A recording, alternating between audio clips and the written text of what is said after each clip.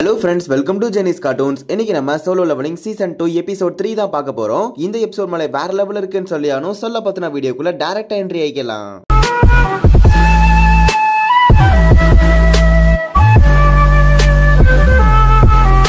கதையோட ஸ்டார்டிங் சீன்ல நம்ம ஹீரோ அண்ட் யூ ரெண்டு பேருமே சேர்ந்துட்டு டஞ்சனுக்குள்ள போயிருப்பானுங்க. ஸோ அங்க இருக்க மான்ஸ்டர்ஸை அழிக்கிறதுக்காக நம்ம ஹீரோ வந்து சமனிங் போடுவான்.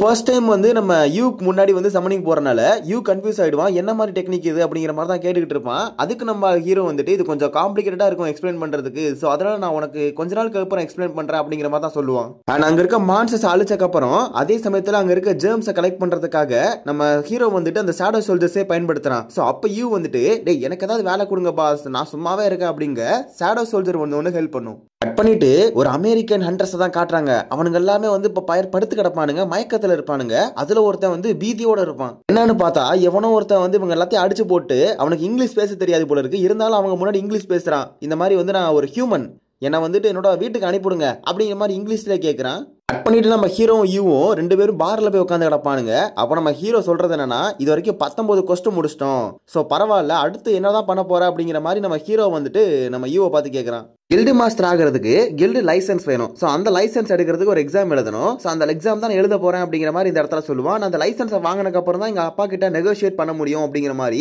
இந்த இடத்துல யூ சொல்லுவான். அடுத்து நீங்க என்ன பண்ண போறீங்க அப்படிங்கிற மாதிரி யூ வந்து நம்ம ஹீரோ பார்த்து கேட்க, அதுக்கு ஹீரோ இன்னும் கொஞ்ச நாள் வந்து என்ன நீ கான்டாக்ட் பண்ண முடியாது, ஏன்னா எனக்கு சில பல வேலைகள் இருக்கு. ஸோ அந்த வேலைகள் நான் முடிச்சுட்டு வர வரைக்கும் என்ன நீ கான்டாக்ட் பண்ண முடியாது அப்படிங்க. அதுக்கு வந்து யூ தப்பா எடுத்துக்குவான். இந்த மாதிரி வந்து என் கூட இருக்க பிடிக்கலன்னா டேரக்டா சொல்லிடுங்க அப்படிங்கிற மாதிரி தான் கேட்பான். ஆனா அதுக்கு நம்ம ஹீரோ உனக்கு கொஞ்சம் போதை அதிகமாயிடுச்சு அப்படிங்க.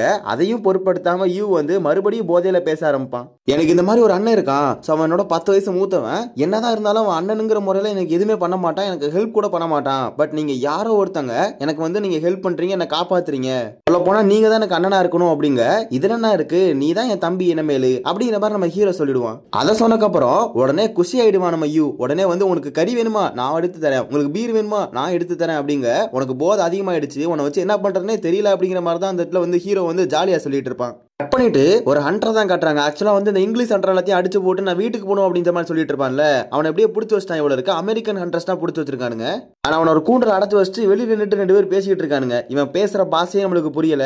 இவனை டிரான்ஸ்லேட் பண்றதுக்கு யாராவது கண்டிப்பா வந்தே ஆகணும். உன்னை பாக்குறதுக்கே வித்தியாசமா இருக்கான். சோ கண்டிப்பா உன்னை பத்தி விசாரிச்சே ஆகணும் அப்படிங்கிற மாதிரி தான் சொல்லிட்டு இருப்பாங்க. விசாரிக்கிறதுக்காக யாரு வந்துகிட்டு இருக்கான்னு பார்த்தா கலிபோர்னியா சேர்ந்த இஸ்ராங் கண்ட்ரான வாங் டாங்ஸு தான் அந்த இடத்துக்கு வந்துகிட்டு இருப்பாரு. ஃபிளைட்ல வந்துகிட்டு இருப்பாரு. பண்ணிட்டு நம்ம சங் ஜின்வோ காட்டுறாங்க. அவன் ஆக்சுவலா வந்து அந்த டஞ்சனுக்குள்ள போறதுக்காக ரெடி ஆகிட்டு இருப்பான். நம்ம அவன் தங்கச்சி வந்து கேட்கும், இப்ப நீ ரொம்ப பிஸியா இருக்க அப்படிங்கிற மாதிரி தான் கேட்க.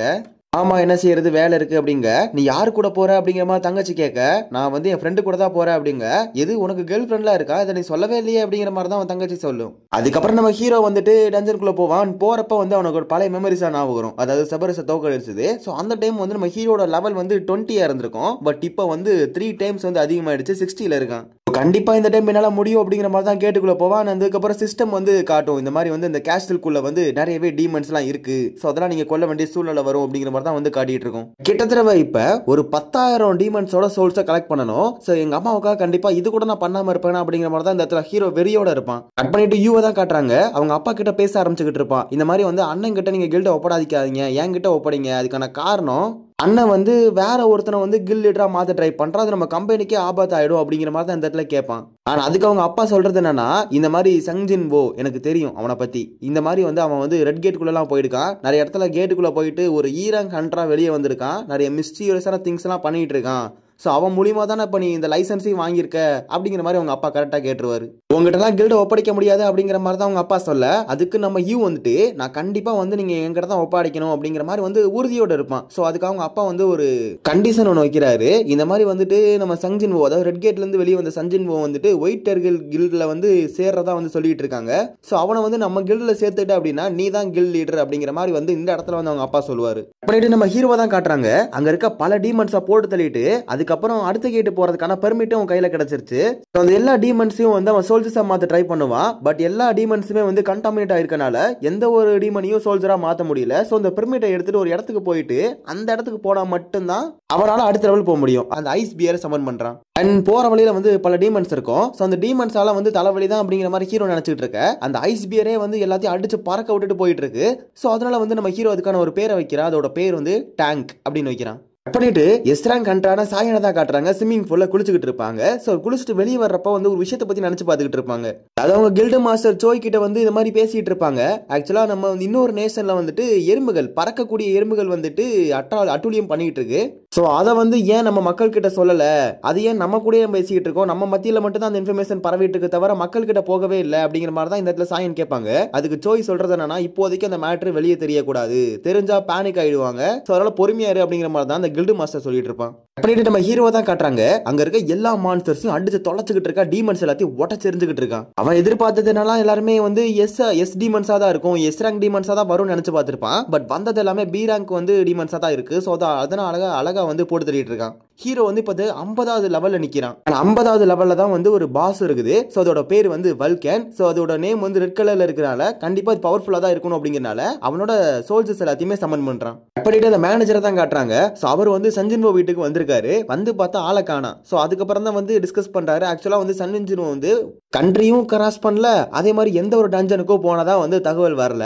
கண்டிப்பாக ஏதோ ஒரு இடத்துல போயிட்டு மாயமாயிருக்கான். அது மட்டும் வந்து நல்லா சரியா சொல்ல முடியும் அப்படிங்கிற மாதிரி தான் இந்த இடத்துல அந்த மேனேஜர் சொல்லிட்டு இருப்பான். ஆனால் அதுக்கப்புறம் அந்த இடத்துல ஒரு ஃபைட்டே ஆரம்பிக்குது. நம்ம ஹீரோ வந்து பொறுமையா தான் இருப்பான். என்னன்னு பார்த்தா இன்னமும் அந்த பாஸ் மான்ஸ்டர் வந்து அமைதியா அதே இடத்துல தான் உட்காந்துருக்கும். ஸோ அவனும் பொறுமையா இருக்க டைம்னு பார்த்து அந்த பாஸை அட்டாக் பண்ண ஆரம்பிச்சிரும். நம்ம ஹீரோவும் வந்துட்டு அட்டாக் பண்ண ஆரம்பிச்சிருவான். இந்த ஃபைட்டை விசுவல்ஸா பாருங்க.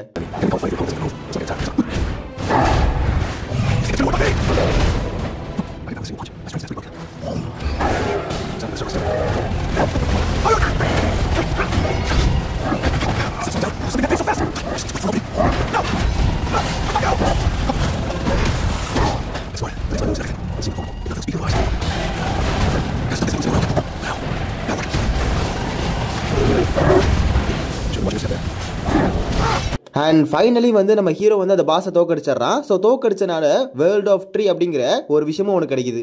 கட் பண்ணிட்டு வாங்டாங் ஷோ தான் காட்டுறாங்க. அவன் எப்படியோ வந்து அந்த இடத்துக்கு வந்துட்டான் போல இருக்கு. அந்த ஹண்டரை மீட் பண்றதுக்காக வந்துட்டான்.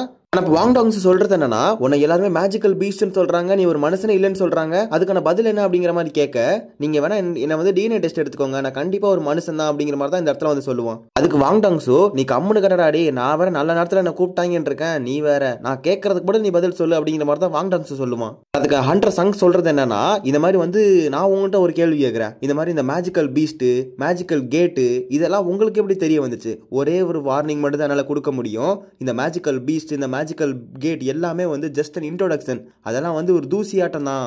அதை ஒரு பெரிய விஷயம் ஒன்று அவைக்கனா இருக்கு. அது கண்டிப்பா அந்த உலகத்தை அழிக்க போது, உலகத்தோட அழிவு நெருங்கிக்கிட்டு இருக்கு அப்படிங்கிற மாதிரி தான் இந்த இடத்துல ஒரு வார்னிங் கொடுப்பாரு. அதுக்கு வாங்டோஸ் சொல்றது என்னன்னா, கண்டிப்பா வந்து எங்களோட எஸ்ராங் கண்ட்ரஸ் எல்லாம் ஒன்று சேர்த்து அப்படின்னா கண்டிப்பா தோக்கடிச்சலாம் அப்படிங்க. நீ யாரை வேணா ஒன்று சேர்த்துக்கோ, கண்டிப்பா அதை தோக்கடிக்க முடியாது. அதுக்காக தான் நான் போராடிக்கிட்டு இருக்கேன், நான் கண்டிப்பாக அதை தோக்கடிப்பேன், அதுக்கான கோல் தான் என்னோட கோலாக வச்சிருக்கேன் அப்படிங்கிற மாதிரி இந்த இடத்துல வந்துட்டு அந்த ஹண்டர் சங் சொல்லிட்டு இருப்பாரு.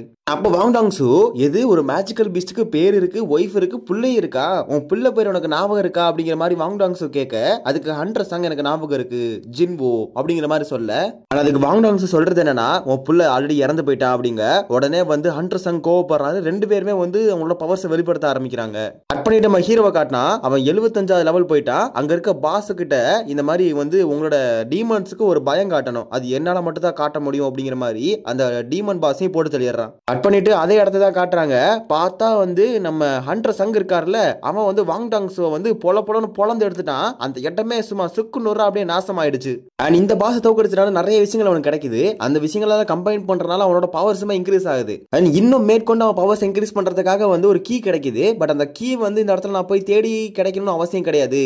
ஆக்சுவலா அந்த கீயோட இன்ஃபர்மேஷன் வந்து சிஸ்டம்க்கே வந்து தெரியல. அந்த கீ வச்சு ஓபன் பண்ணா மட்டும் தான் ஹீரோக்கு பவர்ஸ் இன்க்ரீஸ் ஆகும். பட் எனக்கு அதுக்காக நான் இந்த இடத்துக்கு நான் வரல, நான் வந்து அந்த எலிக்சருக்காக தான் இந்த இடத்துக்கு வந்திருக்கேன், அந்த எலிக்சர் ஆஃப் லைஃப். ஸோ அதை எடுக்கிறதுக்காக நான் 100th லெவல் போகணும். ஸோ இப்போதைக்கு எனக்கு 2 ஃபிராக்மெண்ட் கிடைச்சிருச்சு. 50th லெவல் பாஸ் டிஃபீட் பண்ணனால ஒரு ஃபிராக்மெண்ட்டும், 75வது லெவல் பாஸ் டிஃபீட் பண்ணனால ஒரு ஃபிராக்மெண்ட்டும் கிடைச்சிருச்சு.